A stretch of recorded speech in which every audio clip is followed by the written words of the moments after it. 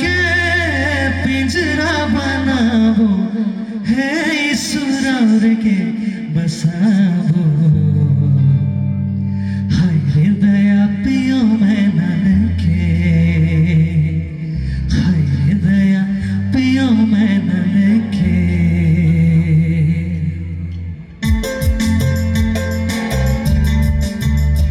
সকলোৱে হাত চাপৰি মাৰিলে ভাল লাগিব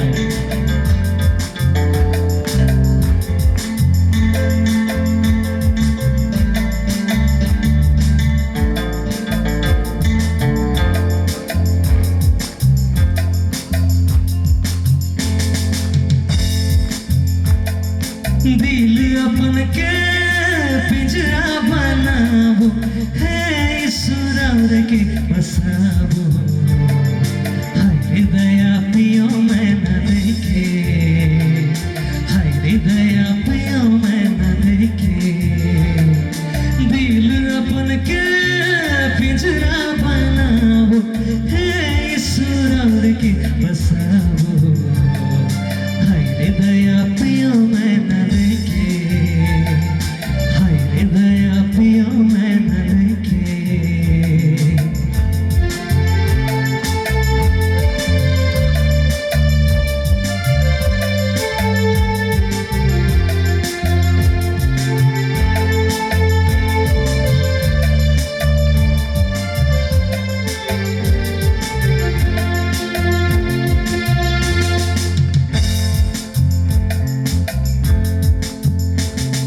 सोना कर पिंजरा रूपा कर कटोरा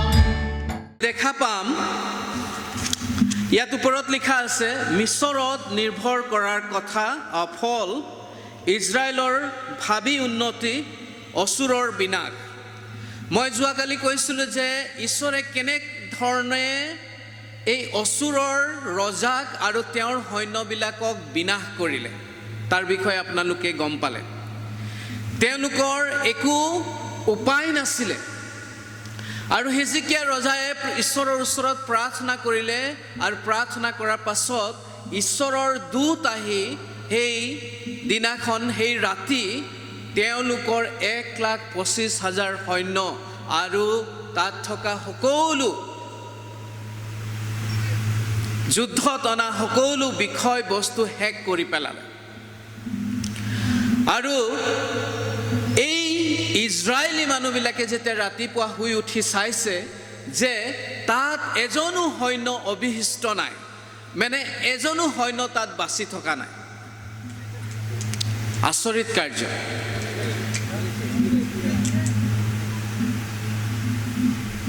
হৈ যাব ব্ৰাদাৰ।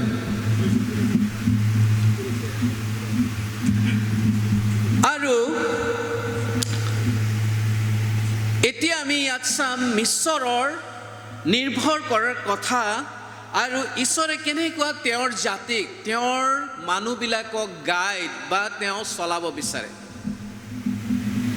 ইয়াত লিখা আছে যে তোমালোকে সেই মিছৰীয়াবিলাকৰ, মানে সেই ইজিপচিয়ান, ইংলিছত ইজিপচিয়ান কয় আৰু অসমীয়াত মিছৰীয়া, সেই মিছৰীয়াবিলাকৰ ওপৰত তোমালোকে ভৰসা কৰা। আৰু তেওঁলোকৰ ওপৰত ভৰসা কৰাটো ঈশ্বৰে বেয়া পাইছিলে। এতিয়া আমি বহুত সময়ত চাইছোঁ যেতিয়া যীশুখ্ৰীষ্ট জন্ম হ'ল, তেতিয়া দাউদ নগৰৰ পৰা যীশুখ্ৰীষ্ট মৰিয়মেলৈ ক'ত গৈছিলে? মিছৰ দেশলৈ গৈছিলে, নহয় জানো? আৰু তেওঁ 1 বছৰ থাকিলে।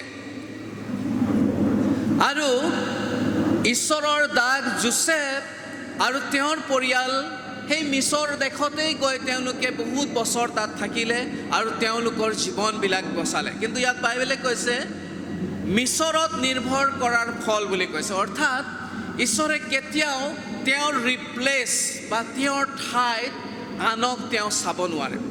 এতিয়া ইয়াত আমি 30 অধ্যায় 10 পৰা যদি চাওঁ, তাত কৈছে তেওঁবিলাকে দৰ্শকবিলাকক কয় দৰ্শন নকৰিবা আৰু ভাৱবাদীবিলাকক কয় আমাৰ আগত যথাৰ্থ ভাৱবাণী নকবা, আমাৰ আগত খুচামুদি বাক্য কোৱা, মায়াযুক্ত ভাৱবাণী কোৱা, বাট এৰা পথৰ পৰা এফলীয়া হোৱা ইজৰাইলৰ পবিত্ৰজনাক আমাৰ চকুৰ আগৰ পৰা দূৰ কৰা। এইবিলাক হৈছে মিছৰীয়াৰ বাক্য। অৰ্থাৎ এই ইজিপচিয়ানবিলাকে কয় যে তোমালোকে আমাৰ ওচৰত ঈশ্বৰৰ বাক্য ক'ব নালাগে, ভাৱবাদী প্ৰচাৰ কৰিব নালাগে, আমাৰ ভৱিষ্যত কি হ'ব এইটো ক'ব নালাগে, আমাৰ ভাল কথা ক'ব লাগে, আমাক মৰম দেখাব লাগে।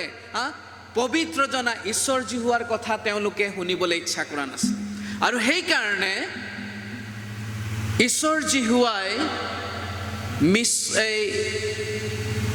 ইজৰাইলী বংশক বা ইজৰাইলৰ মানুহবিলাকক কৈছে যে তোমালোকে এইবিলাক মানুহৰ ওপৰত ভৰসা নকৰা, ভৰসা কৰিব নালাগে। কাৰণ এইবিলাক মানুহ লগত যদি তেওঁলোকে ভৰসা কৰিব, ঈশ্বৰৰ মানুহবিলাকে সেই মিছৰীয়া মানুহবিলাকৰ নিচিনা হৈ গৈছে। তেওঁলোকে অন্য বিষয়বস্তুত, অন্য শক্তিবিলাকক তেওঁলোকে ভৰসা কৰিব লৈছে। আৰু সেইটো ঈশ্বৰে দুখ পাইছে আৰু সেইকাৰণে কৈছে যে তাৰ ওপৰত ভৰসা কৰিলে তোমালোকৰ নষ্টামি হ'ব, তোমালোকে শেষ হৈ যাবা, তোমালোকে নষ্ট হ'বা। If you believe in Egyptian, then you will be destroyed. You will be destroyed. আৰু এতিয়া আমি দেখিছোঁ এই বাক্য যেতিয়া যিশয়াই তেওঁলোকক কৈ আছে, Isaiah when he said all these things, if you believe in these people, you will be destroyed. আৰু যিশয়াই কৈছে যে তোমালোকে যদি তাৰ ওপৰত ভৰসা কৰা তেতিয়া তোমালোকে নষ্ট হ'বা। আৰু সেই তেনেকৈ যিশয়াই কৈছে, কিয়নো প্ৰভু যীহুৱাই ইজৰাইলৰ পবিত্ৰজনাই এইদৰে কৈছে, তোমালোকে উলটি আহি কি কৈছে, শান্ত হ'লেহে পৰিত্ৰাণ পাবা বুলি কৈছে। অৰ্থাৎ ইয়াত কৈছে যে তোমালোকে উভতি আহিব লাগিব, তোমাৰ মাইণ্ড, তোমাৰ বডি, তোমাৰ হৃদয় এইবিলাকক শান্ত কৰিব লাগিব আৰু মোৰ ওপৰত ভৰসা কৰিব লাগিব। আৰু তেতিয়াহে তোমালোকৰ পৰিত্ৰাণ হ'ব।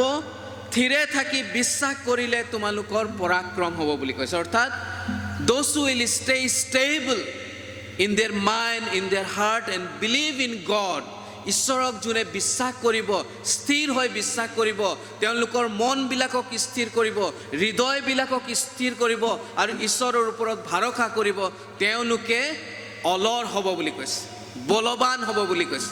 এইটো ঈশ্বৰৰ বাক্য।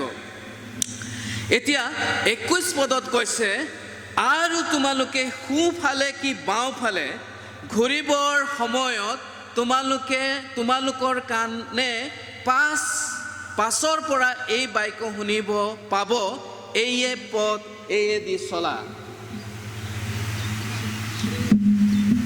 এইয়ে পথ এইয়ে দি চলা বুলি কৈছে।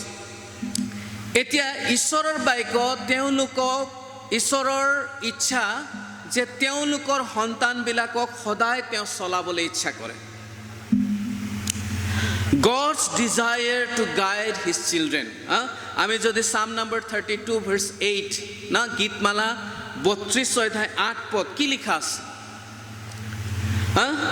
I will instruct thee and tend thee বুলি কৈছে। মই তোমালোকক পথ দেখাম, মই তোমালোকক চলাম, মই তোমালোকক বুজাম, মই তোমালোকক লৈ যাম বুলি কৈছে। Our God, আমাৰ ঈশ্বৰ আমাৰ ঈশ্বৰ এনেকা ঈশ্বৰ যিজনে আমাৰ জীৱনটো তেওঁ চলাবলৈ বিচাৰে। এতিয়া আমাৰ জীৱনৰ ওপৰত নিয়ন্ত্ৰণ না কণ্ট্ৰল কৰাটো আমি কোনো ব্যক্তিয়ে নিবিচাৰোঁ, হয় না নহয়? আমাৰ যুৱক যুৱতীবিলাকে স্পেচিয়েলি এটা এজ আহে 13 টিন এজ, যেতিয়া আহে টিন এজৰ পাছত তেওঁলোকে এনেকা ভাবে মই ডাঙৰ হ'লোঁ, এতিয়া মই চব জানো, মোক এতিয়া কোনো একো ক'ব নালাগে, মই জানো নহয় মই কেতিয়া পঢ়িব লাগে, মই কেতিয়া মোবাইল চাব লাগে, মই কেতিয়া কি কৰিব লাগে, এইটো মই জানো। চ' no one is there to guide me. মোক গাইড কৰিব নালাগে। কেতিয়াবা এনেকা হয় মা দেউতা আমাতকৈ অলপ কম পঢ়া, হয় না? ল'ৰা ছোৱালীবিলাকে অলপ বেছি পঢ়া, তে মা দেউতাই যদি কয় বাবা তুমি পঢ়িব লাগে, স্কুল পৰীক্ষা আছে, কলেজৰ পৰীক্ষা আছে, তই জানে নেকি? মই জানো নহয় কেতিয়া পঢ়িব লাগে। তো গাইড কৰা, আমাক কিবা এটা কোৱা, পৰামৰ্শ দিয়া, ইনষ্ট্ৰাক্ট কৰা, এইটো আমি নিবিচাৰে। আৰু এইটো হিউমেন নেচাৰ হয়, এইটো হিউমেন নেচাৰ। আৰু দেটছ ৱাই বাইবেল ছেইজ দেট, ইয়াত গীতমালা 32 অধ্যায় 8 পদত কৈছে যে আই উইল ইনষ্ট্ৰাক্ট দি বুলি কৈছে, মই তোমালোকক শিকাম বুলি কৈছে। আৰু ইয়াত বাইবেলে কৈছে যিচয়া ইয়াত 30 অধ্যায়ত কৈছে যে এইটো পথ হয়, এইটো ৰাস্তা হয়, তুমি এইটো ৰাস্তাত যাব নালাগে, এইটো ৰাস্তাত যাব লাগিব বুলি কৈছে, এইটো ৰাস্তাত যাব লাগিব।